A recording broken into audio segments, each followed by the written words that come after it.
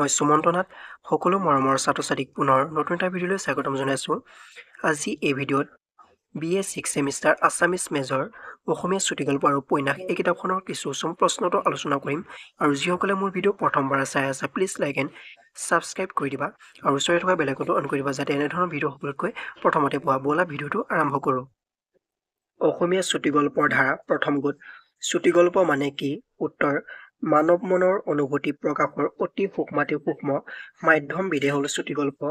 ২ number: একেটা বৈঠকতে পঢ়ি শেষ কৰিব পৰা গল্পই চুটিগল্প।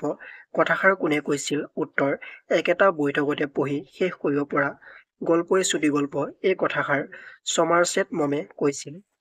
৩ নম্বৰ: বিষয়বস্তু ফালৰ পৰা চুটিগল্প কেইটা ভাগত ভগাব পাৰি? কি কি? উত্তৰ: বিষয়বস্তুৰ ফালৰ পৰা চুটিগল্পক দুটা ভাগত ভগাব পাৰি।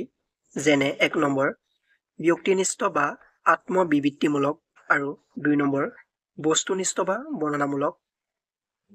৪ নম্বৰ: এখন প্ৰেমমূলক চুটিগল্পৰ নাম লিখা। উত্তৰ: এখন প্ৰেমমূলক চুটিগল্পৰ নাম হ'ল দ্য ডিষ্ট্ৰিক্ট ডক্টৰ। ৫ নম্বৰ: এখন সামাজিক চুটিগল্পৰ নাম লিখা।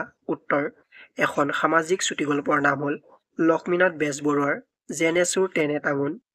৬ নম্বৰ: এখন প্ৰকৃতিক বিষয়ক চুটিগল্পৰ নাম লিখা।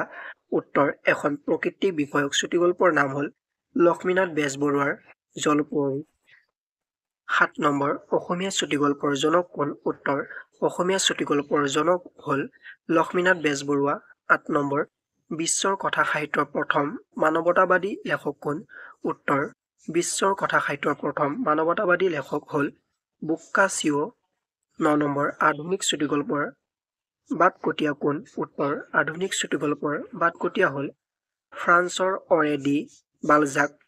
১০ নম্বৰ তথা অন্তিমটো প্ৰশ্ন হৈছে ভিসাৰিণী প্ৰথম গল্প পুথিখনৰ ৰচক কোন? উত্তৰ: ভিসাৰিণী প্ৰথম গল্প পুথিখনৰ ৰচক হ'ল ৰবীন্দ্ৰনাথ ঠাকুৰ।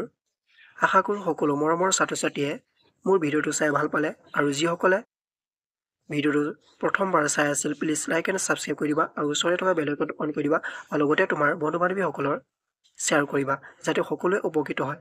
আজিলৈ বাই বাই। নেক্সট ভিডিঅ'ত পুনৰ লগ পাম।